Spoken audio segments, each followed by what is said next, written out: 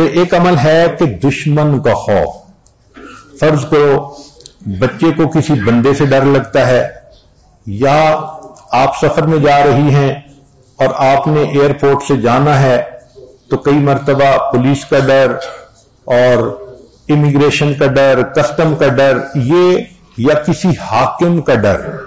تو کسی بھی بندے کا ڈر اگر ہو تو ہمارے حضرت رحمۃ اللہ فرماتے تھے کہ قرآن مجید کی آیت ہے سورہ یاسین میں وَجَعَلْنَا مِن بَيْنِ أَيْدِيهِمْ سَدًّا وَمِنْ خَلْفِهِمْ سَدًّا فَأَغْشَيْنَاهُمْ فَهُمْ لَا يُبْصِرُونَ. اس کو اگر پڑھ کے آیت کو اس بندے کی طرف پھونک دیا جائے، اللہ واقعی اس بندے کی آنکھوں پہ پردے ڈال دیتا ہے اور وہ بندے کو تکلیف نہیں پہنچاتا. ہم نے اپنی زندگی میں ہزاروں مرتبہ اس آیت کو پڑھ کے آنکھوں سے اس کا فائدہ دیکھا ہے.